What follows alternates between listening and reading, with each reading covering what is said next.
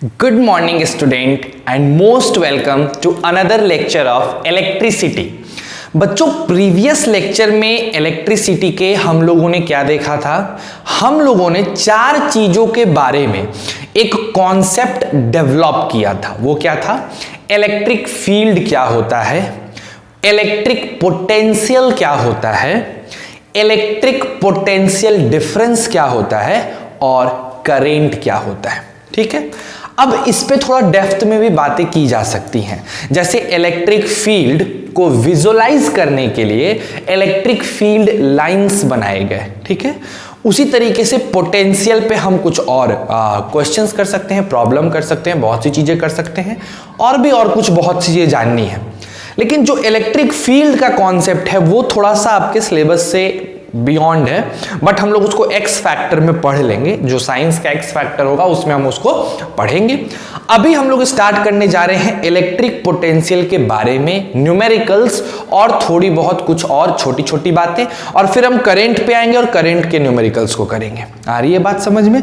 तो आज का बेसिक क्लास ओरिएंटेशन है न्यूमेरिकल को लेके, लेकिन उससे पहले हम थोड़ा सा कल का क्लास यानी प्रीवियस क्लास रिवाइज करा दें। ठीक, तो बिना देर किए लाइक करो, शेयर करो, सब्सक्राइब करो और सबसे ज्यादा इंपॉर्टेंट चीज प्रेजेंट सर कहना नहीं भूलिएगा। स्टार्ट करते हैं अपने आज का क्लास। देखो बच्चों, प्रीवियस लेक्चर में हमने जो चीज सीखा था वो था इलेक्ट्रिक पोटेंशियल। अगर एकदम सिंपल शब्दों में बोलें तो हमने क्या सीखा था? इलेक्ट्रिक पोटेंशियल के बारे में सीखा था। इसके बारे में कुछ कुछ चीजें थी जो कि बड़ी इंपॉर्टेंट थी। जैसे इलेक्ट्रिक पोटेंशियल क्या है, तो इलेक्ट्रिक पोटेंशियल को हम लोग भी से डिनोट करते हैं और ये होता है work done upon charge, work done per unit charge. Infinity से चार्ज को लाने में जो काम किया गया वो इलेक्ट्रिक पोटेंशियल होता है, वर्क डन पर कूलम चार्ज। अगर हम इसके एसआई यूनिट की बात करें, समझना मेरी बात को, अगर एसआई यूनिट की बात करें तो एसआई यूनिट होता है जूल पर कूलम, जिसको हम लोग क्या कहते हैं? वोल्ट के नाम से जानते हैं। अब अगर हमसे कोई पूछ दे कि बताओ 1 वोल्ट क्या है, तो क्या बोलोगे? बताओ 1 वोल्ट क्या है, क्या बोलोगे? तो बोलोगे 1 volt is that amount of work done। ऐसा कुछ नहीं, ऐसा कभी मत बोलना। कैसे डेफिनेशन होगा वर्क डन का 1 वोल्ट का, वो मैं आपको बता रहा हूं। अभी बोलोगे कि when in moving a 1 coulomb charge from infinity to a point in an electric field, the amount of work done is 1 joule, then the electric potential of that point is 1 volt. जब 1 coulomb charge को infinity से एक point तक पहुंचाने में अगर 1 joule का काम होता है तो हम उस पॉइंट के पोटेंशियल को 1 वोल्ट कहते हैं। क्या बोलते हैं? 1 वोल्ट बोलते हैं। आ रही है ना बात समझ में? छोटी सी बात है ना? अगर देखो, जैसे इसको पिक्टोरिकली समझो, मान लो यहां पे कोई चार्ज है, इसने अपने चारों तरफ एक इलाका क्रिएट कर लिया। ठीक, अब क्या हुआ कि इस पॉइंट पे, ये पी पॉइंट पे इन्फिनिटी से जब चार्ज लाया गया 1 कूलम का, तो 1 कूलम का चार्ज लाने पे जो मेरा वर्क डन हो गया, कितना वर्क डन हो गया मेरा? बताओ। अगर मेरा वर्क डन 1 जूल का हुआ तो इस जगह का जो पोटेंशियल होगा उस पोटेंशियल को हम लोग बोलेंगे कि वो पोटेंशियल कितने वोल्ट का है? 1 वोल्ट का है। तो आपने 1 वोल्ट की भी डेफिनेशन समझ ली। यानी पोटेंशियल, इलेक्ट्रिक पोटेंशियल क्या है इसका कॉन्सेप्ट आपको क्लीन हो चुका है। अब इस पे बेस्ड कुछ क्वेश्चंस बनते हैं, बहुत अच्छे अच्छे क्वेश्चंस बनते हैं। आओ पहले इलेक्ट्रिक पोटेंशियल पे बेस्ड न्यूमेरिकल को देखा जाए और तब हम लोग आगे की बात करेंगे, ठीक है। चलो आ जाओ बच्चों। तो इस पे बेस्ड थोड़ा न्यूमेरिकल हम लोग कर लिया जाए, क्योंकि न्यूमेरिकल बहुत जरूरी है, आएगा। खास करके जब से ऑब्जेक्टिव हुआ है तब से छोटे न्यूमेरिकल्स बनना शुरू हो गए हैं, है ना। तो आ जाओ एकदम बिगिनिंग से स्टार्ट करते हैं। जैसे पहला क्वेश्चन है, आज का पहला क्वेश्चन, हम ध्यान से देखो क्या है। Calculate the potential difference, calculate the potential difference between two terminals of a battery, between two terminals of a battery, if 100 joules of work is required, if 100 joule of work is required to transfer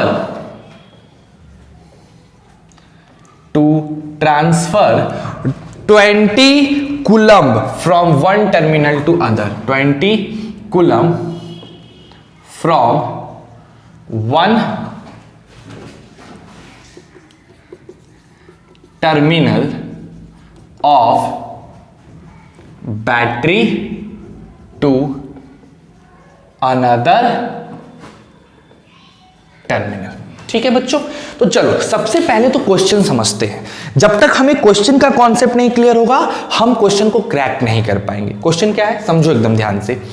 calculate the potential difference, हमें क्या calculate करना है, potential का difference calculate करना है। Very good.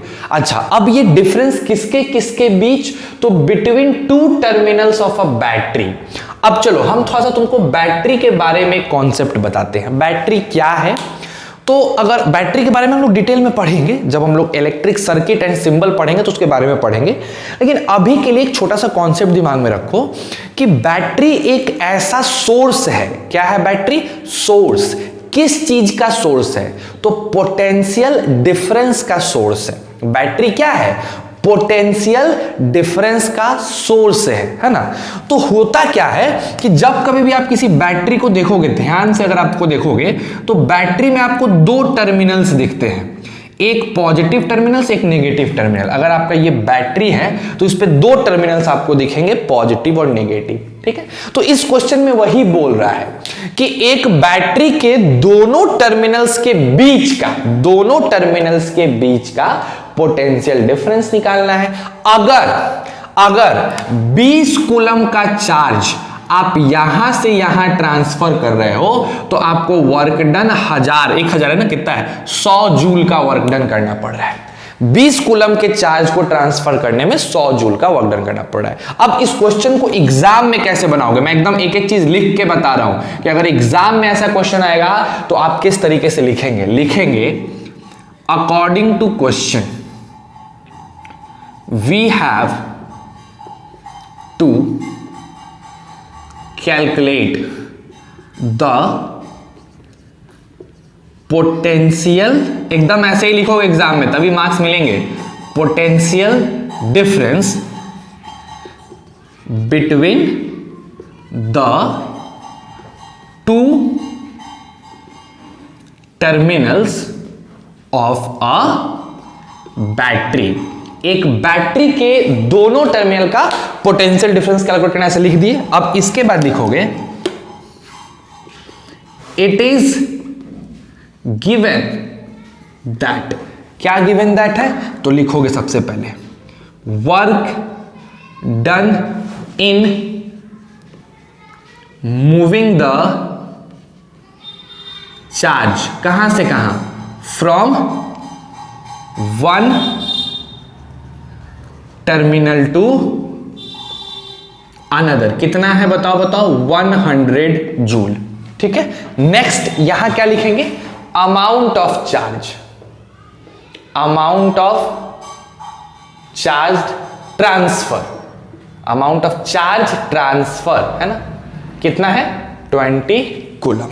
अब लिखेंगे as we no, जैसा कि हम जानते हैं, बताइए पोटेंशियल डिफरेंस क्या होता है, वर्क डन बाय चार्ज।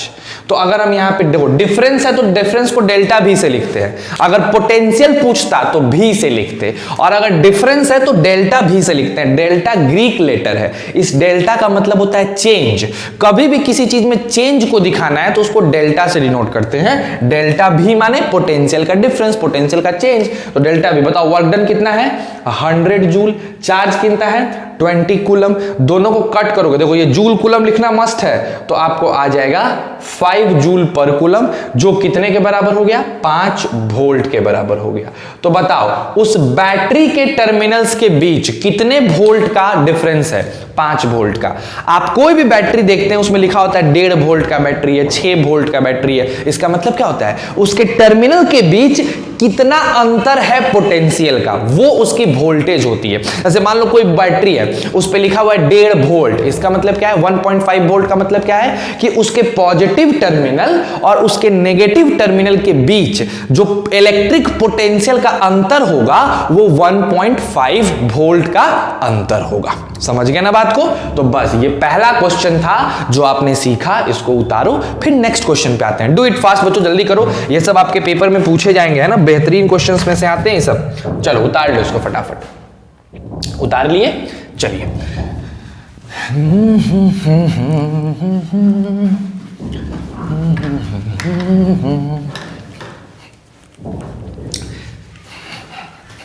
आइए अब अगला क्वेश्चन देखा जाए हम लोग। सेकंड क्वेश्चन देखते हैं ना, आ जाओ दूसरे क्वेश्चन की तरफ दिमाग लगाते हैं। सेकंड क्वेश्चन क्या है, ये है अपना सेकंड क्वेश्चन। क्वेश्चन कह रहा है how much energy, how much energy is given to, how much energy is given to 5 coulomb of charge, 5 coulomb of charge, है ना, how much energy is given to 5 coulomb of charge passing through a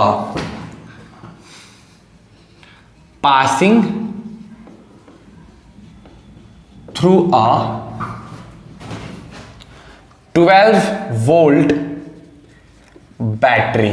अब देखो समझना बात को, question क्या है, कह रहा है कि एक चार्ज है जो 12 वोल्ट के बैटरी से पास कर रहा है और वो चार्ज 5 कूलम का है, तो उसको कितना एनर्जी मिलेगा। यहां एनर्जी मत देने का मतलब है उसका कितना वर्क डन होगा, क्योंकि हमको जितनी एनर्जी मिलती है हम उतना ही तो काम करते हैं ना। जितनी हमको एनर्जी मिली मेरा वर्क डन भी उतना ही होता है, समझ रहे हो ना बात को। तो जितना एनर्जी रहेगा वर्क डन भी तो उतना ही होगा, तो जितना हम वर्क डन करेंगे उतनी ही एनर्जी भी मिलेगी मेरे को, उतना ही जूल का एनर्जी भी मिल जाएगा। समझ रहे हो बात को, तो बस वही दिमाग लगाना है। तो एक बात बताओ, कैसे इसको एग्जाम में लिखोगे, कैसे सॉल्व कैसे करोगे, एकदम ध्यान से। सॉल्यूशन क्या लिखोगे, अकॉर्डिंग टू क्वेश्चन हमें क्या निकालना है, वी हैव टू फाइंड, क्या फाइंड करना है बच्चों, we have to find the amount of what, energy given, amount of energy given किसको दिया गया, to charge, amount of energy given to charge. अब क्या लिखेंगे, इट इज गिवन दैट, क्या क्या दिया है बताओ, अमाउंट ऑफ चार्ज, कितना है amount of charge 5 coulomb. Next लिखो potential difference of the battery, कितना है बताओ, पोटेंशियल डिफरेंस 12 वोल्ट। अब लिखेंगे amount of energy given is equal to work done, है ना, work done is equal to क्या हो जाएगा, वर्क डन। ठीक, अब फिर लिखेंगे as we know potential difference is equal to work done by charge, यानी delta V is equal to W by Q. तो W क्या हो जाएगा, Q इंटू डेल्टा भी, यही ना आएगा।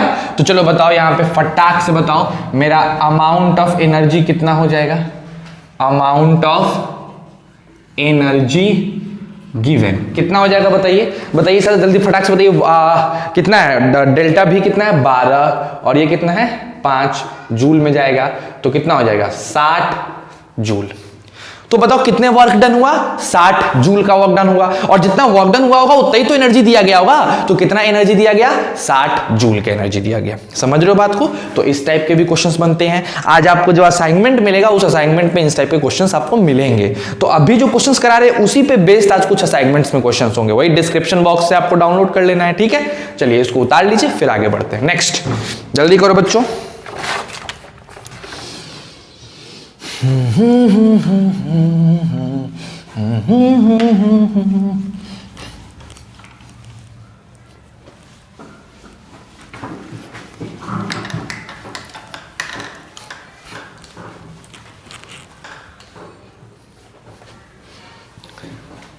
चलिए बच्चों नेक्स्ट क्वेश्चन पे आते हैं हम लोग। आज का तीसरा जो क्वेश्चन देखते हैं, कितना इंपॉर्टेंट क्वेश्चन है ना। आ जाओ थर्ड क्वेश्चन। थर्ड क्वेश्चन है calculate the potential, calculate the potential at a point, at a point, calculate the potential at a point if 5 joule of work is done, if 5 joule of work is done in moving 1 coulomb charge. कह रहा है आपको potential निकालना है किसी point का, अगर 1 coulomb charge को करने में 5 जूल का वर्क लगे। हे भगवान, चलो बताओ कितना आसान क्वेश्चन है। सर जी क्या लिखेंगे, अमाउंट ऑफ वर्क डन। बताओ अमाउंट ऑफ वर्क डन कितना है 5 जूल। अगर हम पूछें अमाउंट ऑफ चार्ज बताइए कितना लिखिएगा, 1 कूलम लिखिएगा। अगर हम आपसे पूछते हैं देन पोटेंशियल है ना, देन इलेक्ट्रिक पोटेंशियल क्या होता है, भी होता है, किसके बराबर होता है W/Q। कितना आ जाएगा 5 जूल अपॉन 1 कूलम, यानी कितना हो जाएगा 5 वोल्ट हो जाएगा। ठीक है, एकदम सिंपल सिंपल। अभी जितने क्वेश्चंस हम लोग आज कर रहे हैं बेस तैयार हो रहा है। आप पारंगत थोड़ी हो इसमें, तो छोटे छोटे क्वेश्चंस भी हैं, अच्छे क्वेश्चंस भी हैं, सब आएंगे। बोलो क्लियर है। चलो बहुत बढ़िया। जिन लोगों ने बना लिया काफी अच्छा है, जिन लोगों ने नहीं बनाया उनके लिए नेक्स्ट काम अगला। ठीक है, फटाफट उतारो और फटाफट बताओ।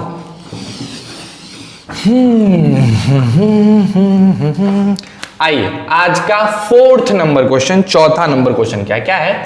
24 joule work is done in moving, 24 joule work is done in moving a charge q between two points having potential difference between 2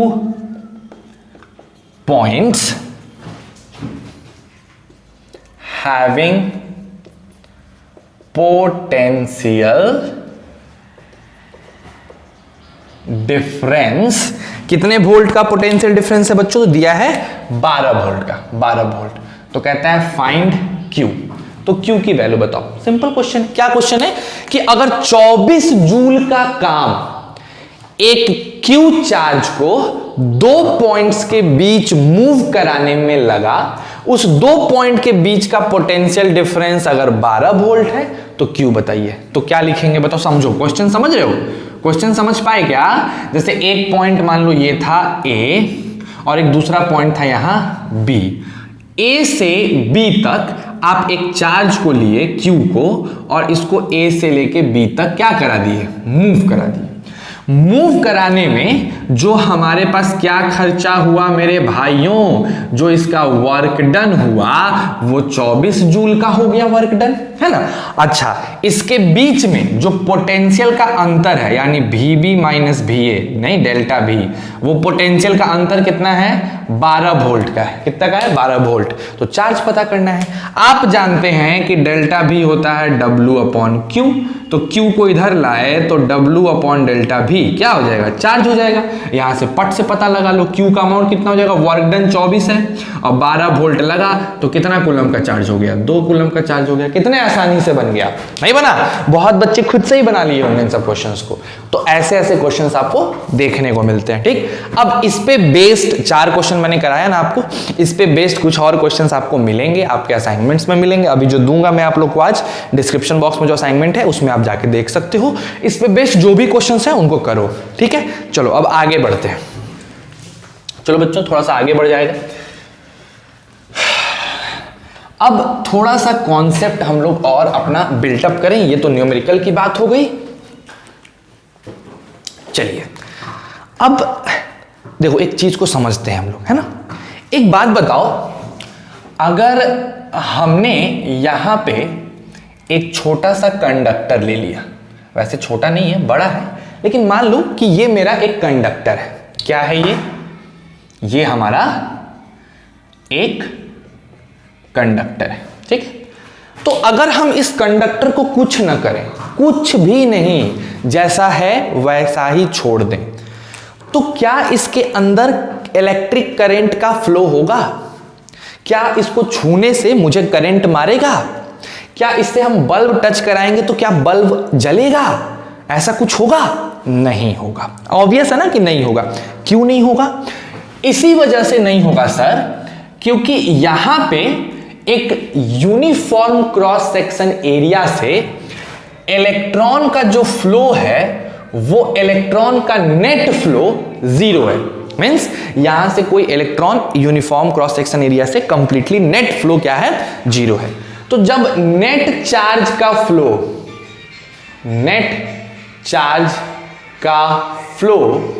अगर 0 होता है, क्या होता है? नेट चार्ज का फ्लो क्या होता है? 0। तो उस कंडीशन में मेरा I 0 होता है, यानी इसमें करंट नहीं होगा, ठीक है। तो असल में अगर हम पूछें कि what is the cause of electric current, what is the cause of electric current, एक बहुत इंपॉर्टेंट क्वेश्चन दिमाग में आता है सर कि नॉर्मल चीजों में तो करंट नहीं होती है, तो आखिर कॉज क्या है? What is the cause of electric current, आखिर इलेक्ट्रिक करंट का कॉज क्या है ना। तो बहुत सिंपल सी बात समझना, एकदम आराम से समझना, ठीक है।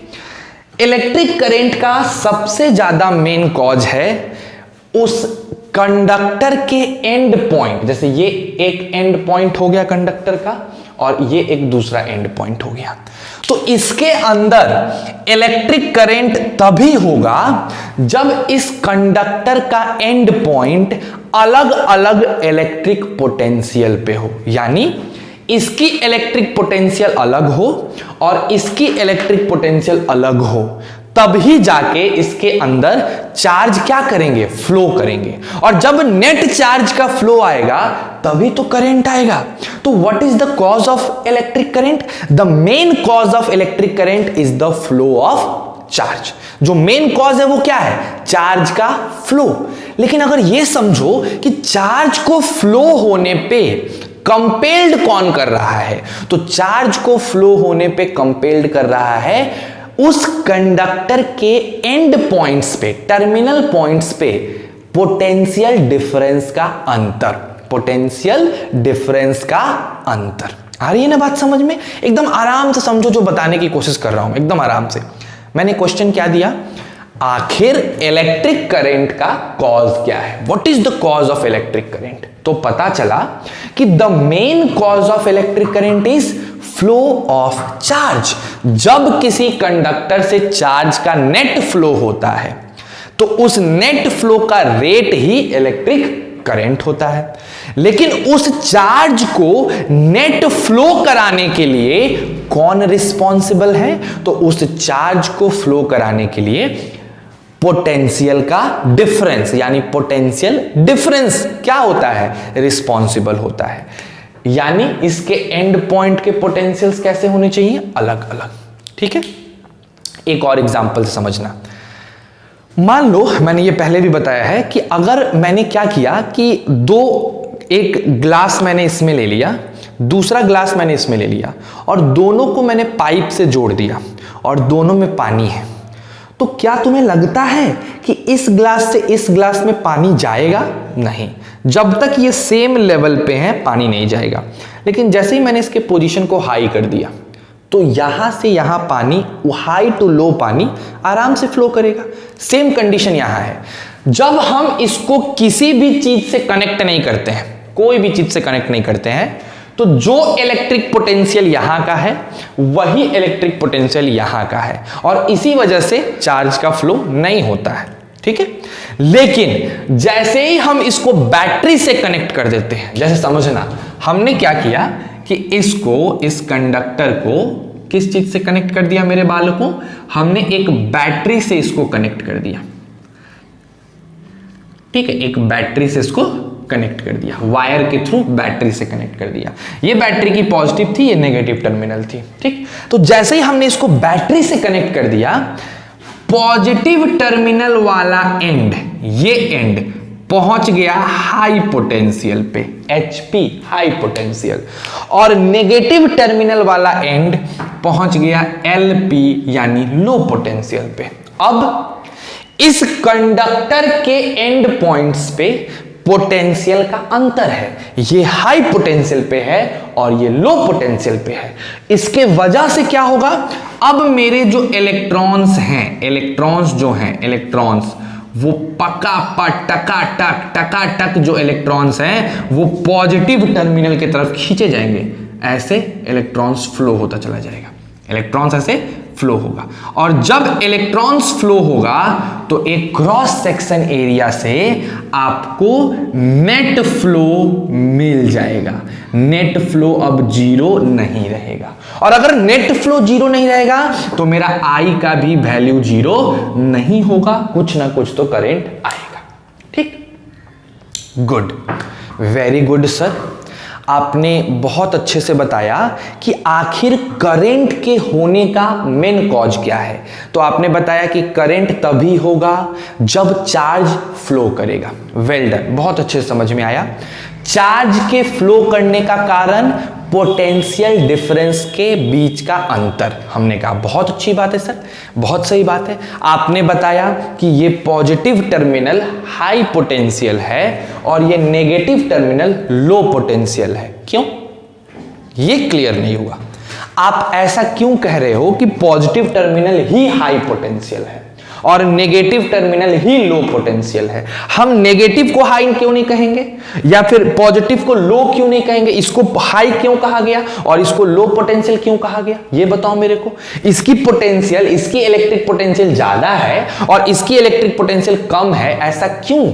ऐसा क्यों माना जाता है कि पॉजिटिव की पोटेंशियल ज्यादा होती है और नेगेटिव की पोटेंशियल कम होती है? ऐसा क्यों मानते हैं? ठीक है, इस बात को भी हम लोग बड़े अच्छे से समझेंगे। ठीक है, इस बात को भी एकदम अच्छे से समझना है। आप इसको एक बार उतारो, जितना भी चीज मैं अभी समझा रहा हूं ना, इसको हम लिखवा के ही जाएंगे, एकदम बढ़िया से हम लिखवा देंगे, अच्छे से लिखवा देंगे। बट पहले इसको उतार लो एक बार, ठीक, ताकि थोड़ा सा दिमाग में रहे और तब हम लोग उस क्वेश्चन पे आते हैं। ठीक है, चलो उतारो।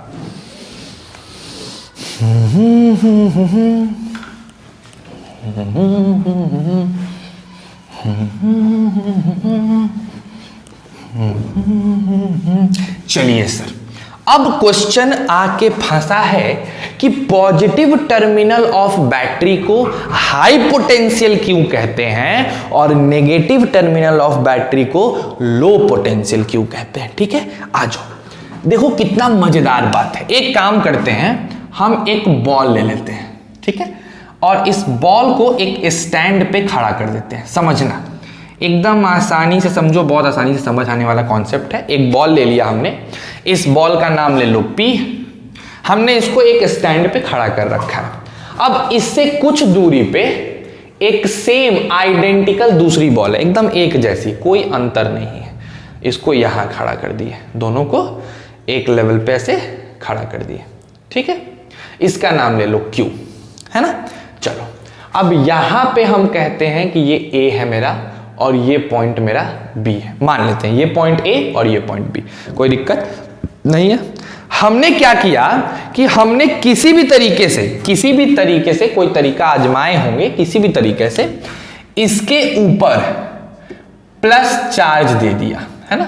जो तरीका हम अपनाए थे वो बात की चीज है। इसके ऊपर हमने क्या दे दिया बताओ, इसके ऊपर हमने प्लस चार्ज दे दिया, ठीक है, कोई प्रॉब्लम। उसी तरीके से हम आ गए इसके ऊपर, और इसके ऊपर हमने दे दिया नेगेटिव चार्ज। क्या दे दिया बच्चों, नेगेटिव चार्ज दे दिया, ठीक है। तो एक बॉल मेरा पॉजिटिवली चार्ज्ड हो गया और एक बॉल मेरा नेगेटिवली चार्ज्ड हो गया। कोई दिक्कत है? चलिए, बहुत अच्छी बात है। अच्छा एक बात बताइए, हम यहां पे +1 कूलम का एक चार्ज लिया है। कितने कूलम का? +1 कूलम का। और इस +1 कूलम के चार्ज को हम चाहते हैं कि हम A के पास ले आए, ढकेल के A के पास ले आए। तो जब आप इसको A के पास लाने की कोशिश करिएगा तो ये प्लस है, ये भी प्लस है। समझना मेरी बात को, जब आप इसको A के पास लाने की कोशिश करोगे तो ये प्लस चार्ज है और ये भी प्लस चार्ज है, तो ये उसको धकेलेगा। तो आप उसके फोर्स को ओवरकम करने के लिए इधर से एक्स्ट्रा फोर्स लगाओगे, तो आपके फोर्स का डायरेक्शन इधर, और जिस डायरेक्शन में आपका फोर्स है चार्ज का डिस्प्लेसमेंट भी उसी डायरेक्शन में हो रहा है। तो यहां पे जो वर्क डन है वो 0 से बड़ा या 0 से छोटा, 0 से बड़ा, यानी पॉजिटिव वर्क डाउन हुआ। एकदम समझना, एकदम आराम से समझो। जब आप इधर से ऐसे चार्ज को लेके जा रहे हैं तो उधर से ये पॉजिटिव चार्ज आपको ढकेलेगा, वो रिपेल करेगा, लेकिन फिर भी आपको लेके जाना है तो आप एक्स्ट्रा फोर्स लगाओगे। जो तुम एक्स्ट्रा फोर्स लगाए वो एक्स्ट्रा फोर्स उस तरफ है, उधर की तरफ है, और तुम्हारे चार्ज का डिस्प्लेसमेंट भी उधर ही हो रहा है। तो जिस डायरेक्शन में फोर्स, अगर उसी डायरेक्शन में डिस्प्लेसमेंट होता है तो आप कहते हैं कि वर्क डन कैसा होगा? पॉजिटिव, ठीक है। तो यहां इस B से A तक जाने में जो मेरा वर्क डन हुआ वो पॉजिटिव हुआ, और इसीलिए अगर हम कहें कि potential difference of A minus potential difference of B work done by charge होता है ना, चेंज इन, तो मेरा VA माइनस VB 0 से बड़ा होगा, यानी A का पोटेंशियल B के पोटेंशियल से बड़ा होगा। समझ गए बात को? समझ रहे हो, कहानी समझ रहे हो? अब देखो, जब A का पोटेंशियल B से बड़ा होगा तो इसका मतलब है हम A के अगर और इधर दूर जाए तो यहां का पोटेंशियल और ज्यादा बड़ा होगा B के रिस्पेक्ट में, क्योंकि अंतर और बढ़ जाएगा। तो इसी वजह से कहा गया कि पॉजिटिव टर्मिनल का जो पोटेंशियल होता है वो नेगेटिव टर्मिनल के पोटेंशियल से कैसा पाया जाता है? हाई पाया जाता है। एकदम ध्यान से समझो, कोई घबराहट नहीं है। हमने एक छोटा सा एक्सपेरिमेंट किया कि यहां एक पॉजिटिव टर्मिनल क्रिएट किए, यहां नेगेटिव टर्मिनल क्रिएट किए, और हम जानते हैं कि पोटेंशियल का अंतर वो क्या कहलाता है? तो 1 कूलम चार्ज को एक जगह से दूसरी जगह घुमाने में जो काम लगा वो पोटेंशियल डिफरेंस होता है। तो हमने B से A तक 1 कूलम चार्ज को ढकेलना शुरू किया। तो जब हम B से ढकेलना शुरू करेंगे A की तरफ, तो हमारा ये जो पॉजिटिव चार्ज है, ये पॉजिटिव चार्ज क्या करेगा? रिपेल करेगा, हमको ढकेलने नहीं देगा। हम ज्यादा ताकत लगा के ढकेलेंगे तो पता चला मेरा फोर्स इधर की तरफ और मेरा चार्ज का डिस्प्लेसमेंट भी उधर की तरफ, हम ढकेल भी उधर की तरफ रहे हैं। तो अगर फोर्स और डिस्प्लेसमेंट का डायरेक्शन सेम होता है, बताया गया ना आपको 9th क्लास में, तो वर्क डन पॉजिटिव होता है। अब ये अंतर delta Q by W, Q तो पॉजिटिव खैर है ही, W भी पॉजिटिव आ गया, यानी VA माइनस VB 0 से बड़ा, VB को इधर ले गया यानी A की पोटेंशियल B से बड़ी। यानी जैसे जैसे आप पॉजिटिव टर्मिनल की तरफ बढ़ोगे पोटेंशियल बढ़ता जाएगा। समझ रहे हो ना? A से यहां आ जाओगे, ज्यादा पोटेंशियल। इसी वजह से पॉजिटिव टर्मिनल को हाई पोटेंशियल पे माना गया है और नेगेटिव टर्मिनल को लो पोटेंशियल पे माना गया है। समझ रहे हो ना बात को? अब आ रही है बात समझ में, क्यों पॉजिटिव को हाई माना गया, क्यों नेगेटिव को लो माना गया? ठीक, वेरी गुड। यानी सर आपने 2 कॉन्सेप्ट एक्सप्लेन किया। पहला कॉन्सेप्ट कि आखिर करंट के होने का मेन कॉज क्या है। हम तो इलेक्ट्रिक करंट समझते हैं सर, कोई दिक्कत नहीं है इलेक्ट्रिक करंट समझने में। क्या है electric current? Electric current is the, what is electric current बच्चों? Electric current is the rate of flow of net charge from a uniform cross section area. बहुत अच्छा। अब ये बताओ कि उसके होने का मेन रीजन क्या है? चार्ज का फ्लो।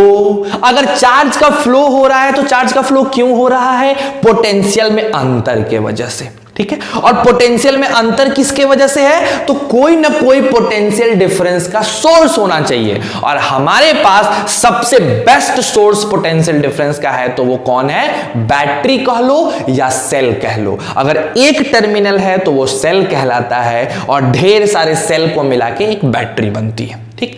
अब किसी भी बैटरी में दो टर्मिनल्स होते हैं, एक होता है पॉजिटिव टर्मिनल, एक होता है नेगेटिव टर्मिनल।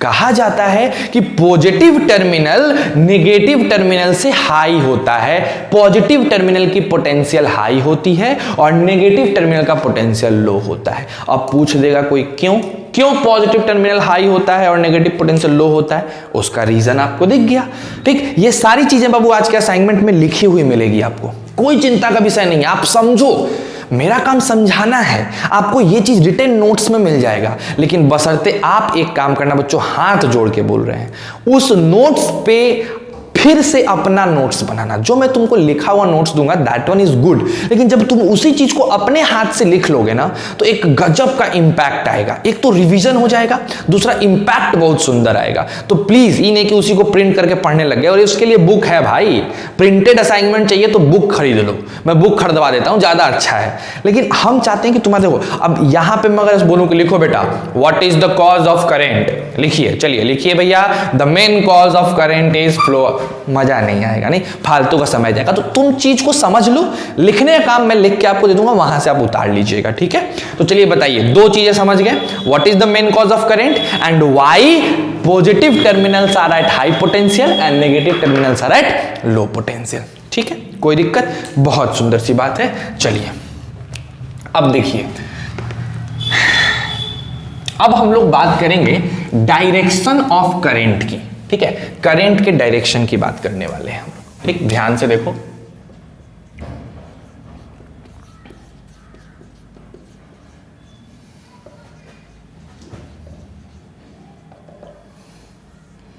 किसकी बात कर रहे हैं बच्चों? करंट के डायरेक्शन की। बड़े आराम से समझना। जैसे मान लो मेरा ये कंडक्टर है,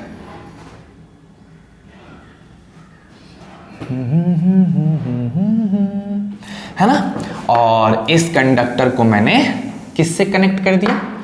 बैटरी के। अभी मैं बैटरी का सिंबल नहीं बताया हूं तो मैं पूरा बैटरी ही ड्रॉ कर देता हूं, ज्यादा अच्छा रहेगा। इस तरीके से ये पॉजिटिव और ये नेगेटिव, ऐसे मैंने कनेक्ट कर दिया, है ना। ये तार है, इसको तार से कनेक्ट कर दिया कंडक्टर को, ठीक है। अब अभी मान लो कि यहां पे तार ऐसे टूटा हुआ है, अभी तार जुटा नहीं है, सर्किट खत्म, अभी सर्किट ब्रेक्ड है ना। जैसे ही हमने इस तार को जोड़ दिया, जोड़ेंगे तो ये हाई पोटेंशियल पे पहुंच जाएगा और ये लो पोटेंशियल पे पहुंच जाएगा। जैसे ये हाई पोटेंशियल से पहुंचेगा, ये लो पोटेंशियल पे पहुंचेगा। कहा जाता है कि हाई पोटेंशियल से लो पोटेंशियल की तरफ करंट का डायरेक्शन होता है। किसका डायरेक्शन होता है? करंट का, है ना।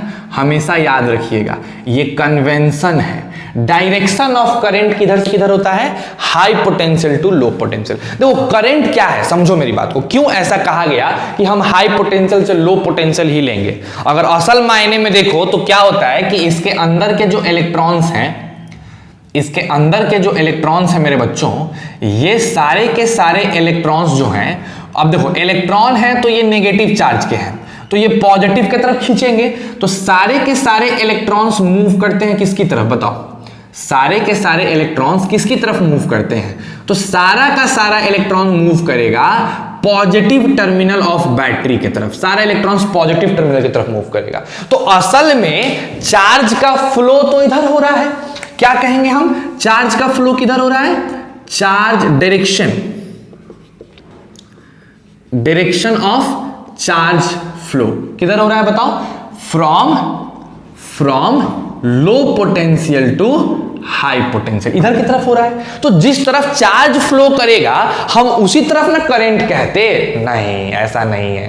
देखो करंट का मतलब होता है बहाव, तो कभी भी कोई भी चीज बहती है ना तो वो हाई से लो की तरफ बहती है। तुम कभी देखे हो, मतलब ऐसा कभी देखो कि जैसे पानी हो और पानी जमीन से पहाड़ पे चढ़ रहा हो, ऐसा नहीं होता, पहाड़ से पानियां नीचे गिरती हैं यार। कभी देखो जमीन से पहाड़ में मतलब झरना ऊपर चल रहा हो, नहीं नीचे से अरे भैया पंपी सेट लगाओगे तब भले ऐसा होगा, लेकिन झरना अपने आप ऊपर पानी नहीं फेंकता है। समझ रहे हो मेरे कहने का मतलब? तो यही कहानी आपके साथ है कि चीजें ऊपर से नीचे की तरफ आती हैं, उनका जो स्पॉन्टेनियस फ्लो है, अपने से जो फ्लो है वो ऊपर से नीचे होता है। तो इसी वजह से इस बात को कन्वेंशनली मतलब हम लोग लिए चले आ रहे हैं, कहते हैं ना कि तरीके से दकियानुसी बात कह लो या खानदानी बात कह लो, कन्वेंशनल मतलब खानदानी समझ लो, ये चला आ रहा है कि भैया करंट का जो डायरेक्शन होगा वो हाई पोटेंशियल से लो पोटेंशियल होगा। तो अगर तुमसे एग्जाम में कभी भी पूछे कि मेरे प्यारे बालकों डायरेक्शन ऑफ करंट बताओ,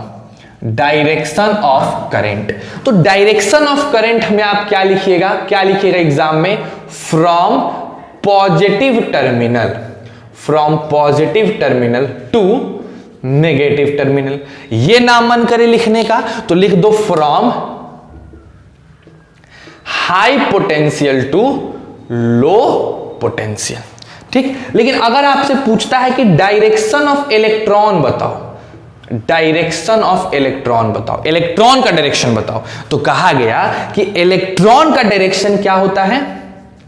opposite to the direction of current, current के डायरेक्शन के अपोजिट होता है। यानी कहां से कहां होगा? From negative terminal to positive terminal.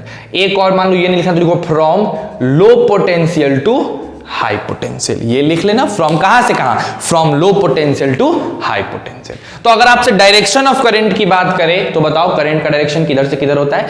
कभी भी करंट का डायरेक्शन हाई पोटेंशियल से लो पोटेंशियल होता है या पॉजिटिव टर्मिनल से नेगेटिव टर्मिनल होता है। लेकिन अगर इलेक्ट्रॉन्स के डायरेक्शन को पूछे, इलेक्ट्रॉन के फ्लो को डायरेक्शन को पूछे कंडक्टर में, तो कंडक्टर में इलेक्ट्रॉन का डायरेक्शन बताओ किधर से किधर होगा? Low potential to high potential, यानी from negative terminal to positive terminal. बोलिए कोई दिक्कत है? नहीं है, इसको आराम से उतार लीजिए, है ना, और तब हम लोग आगे बढ़ते हैं। चलिए उतारिए फटाक से देखें तो हम।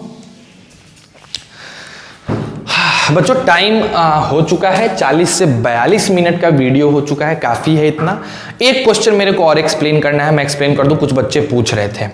एक बच्चा मेरे से बहुत ही बेहतरीन क्वेश्चन पूछा कि सर मान लो कि ये एक चार्ज्ड बॉडी है और ये एक न्यूट्रल बॉडी है, ठीक है, सिंपल। ये चार्ज्ड बॉडी है, ये न्यूट्रल बॉडी है। क्या ये चार्ज्ड बॉडी न्यूट्रल बॉडी पे फोर्स लगाएगा? तो देखो क्या होगा, समझना मेरी बात को एकदम ध्यान से समझो। इसको मिटा दें क्या? एकदम मिटा दें क्या?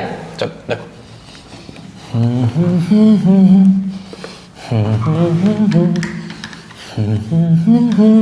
इसको ऐसे समझो, एकदम आराम से समझो। हम लोग जब बचपन में थे तो कागज का टुकड़ा लेते थे और स्केल लेते थे, स्केल को ऐसे ऐसे ऐसे करके रगड़ते थे और कागज के टुकड़े पे ले आते थे। तो आपने बाल से स्केल को रगड़ा, आपने बाल से स्केल को रगड़ा, तो या तो बाल चार्ज होगा नहीं तो स्केल चार्ज होगा। दोनों बाल और स्केल का ही कांटेक्ट है ना, पेपर से तो कोई मतलब नहीं है। तो या तो तुम्हारा बाल चार्ज हुआ या तो तुम्हारा स्केल चार्ज हुआ। तो भाई चार्ज दोनों होता था। अब बाल हो सकता है नेगेटिव हो जाए, स्केल पॉजिटिव हो जाए, हो सकता था कि बाल पॉजिटिव हो जाए स्केल नेगेटिव, लेकिन यही दोनों का फ्रिक्शन हुआ है तो यही दोनों चार्ज होंगे ना। कागज का टुकड़ा तो नहीं चार्ज होने वाला। तो अब बेंच पे, हमारे पास जो बेंच हुआ करती थी, हम उस बेंच पे थोड़ा सा बेंच में बना रहा हूं, समझ जाना कि ठीक ठाक बेंच है, गरीबी है यार, लॉकडाउन में इतना भी बेंच बन गया कम है का, ठीक है। मान लें डेस्क है, अपना डेस्क है और इसके ऊपर हमने ऐसे छोटे छोटे कागज के प्लेट रखे हुए हैं, ऐसे ऐसे तोड़ तोड़ के, नहीं टुक्की टुक्की काट के नहीं रखते थे अपने लोग, रख दिए। और यहां पे एक स्केल लेके आए, है ना, ये स्केल लेके आए। अब ये स्केल जैसे इसके नजदीक आता था, ये चट चट ऊपर उठ के इस पे सट जाता था, ऐसे ऐसे, याद है, ऐसे से कॉर्नर से, याद करना, अगर नहीं विश्वास है तो करके देखना, कॉर्नर से चिपक जाता था। तो सर चार्ज ये है, इन सबको तो हम कुछ किए नहीं, पेपर ओपर गो, तो ये तो नॉर्मल ही रहा। तो सर न्यूट्रल चीज तो अट्रैक्ट हो गया, यानी चार्ज न्यूट्रल बॉडी को अट्रैक्ट कर सकता है। जी हां, चार्ज न्यूट्रल बॉडी को अट्रैक्ट कर सकता है, लेकिन जब वो अट्रैक्ट करना शुरू करता है ना, तो उस वक्त वो बॉडी न्यूट्रल नहीं रहता है। अब देखो क्या होता है, ये था तुम्हारा पेपर और ये था तुम्हारा स्केल। अब जरा डीप में समझते हैं।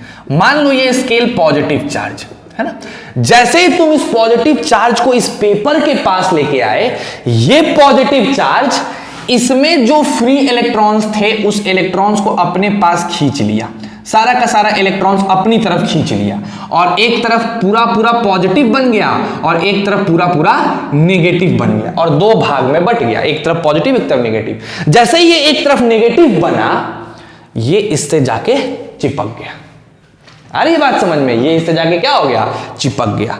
तो हाँ, एकदम 100% बात है कि कभी भी किसी चार्ज्ड बॉडी किसी दूसरे बॉडी को अट्रैक्ट कर सकता है, लेकिन रिपेल नहीं कर सकता है, कभी भी रिपेल नहीं करेगा, क्योंकि यहां पे जो फिनोमिना हो रहा है वो इंडक्शन है, और इंडक्शन फिनोमिना में पॉजिटिव चार्ज नेगेटिव चार्ज को इंड्यूस करता है, और नेगेटिव होता तो यहां पॉजिटिव चार्ज इंड्यूस हो जाता। तो अनलाइक चार्ज में कभी भी अट्रैक्शन होता है।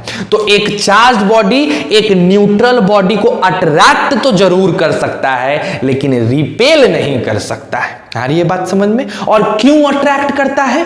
तो अट्रैक्ट इसीलिए करता है क्योंकि जैसे ही तुम चार्ज बॉडी को न्यूट्रल बॉडी के पास लाते हो, तो न्यूट्रल बॉडी में इलेक्ट्रॉन्स का रीडिस्ट्रीब्यूशन होता है, यानी इलेक्ट्रॉन्स रीडिस्ट्रीब्यूट हो जाते हैं, अलग अलग डिस्ट्रीब्यूट हो जाते हैं, और उनके रीडिस्ट्रीब्यूशन से उस न्यूट्रल बॉडी में एक तरफ नेगेटिव चार्ज डेवलप्ड होने लगता है और एक तरफ पॉजिटिव चार्ज डेवलप्ड होने लगता है, और तब जाके ये दोनों आपस में क्या हो जाते हैं, अट्रैक्ट हो जाते हैं। आ गई ना बात समझ में? आई होप आपको क्लियर हो गया होगा। अगर अभी भी तकलीफ है फोन करो और पूछ लो, ठीक है? आज का जितना भी तुम कॉन्सेप्ट पढ़े हो उस पे बेस्ड असाइनमेंट आपको दे दी जाएगी। उसमें असाइनमेंट में आपका सबसे पहले तो वो पोटेंशियल डिफरेंस के क्वेश्चंस होंगे, और पोटेंशियल डिफरेंस के क्वेश्चंस के बाद आपको क्या मिलेगा, आपको जो 2-3 टॉपिक मैंने जो थ्योरी बताई वो थ्योरी रिटन मिल जाएगा। आप उसको अपने असाइनमेंट में जरूर उतारिएगा, अपने कॉपी में जरूर उतारिएगा, ठीक है? तो आज के लिए बस इतना ही। घर पे रहो, खुश रहो, मजे में रहो, ईमानदारी से मेहनत करो, और दिखा दो कि लॉकडाउन फॉकडाउन कुछ नहीं होता है, सब कुछ मन के ऊपर है, ठीक है? Stay safe and stay healthy.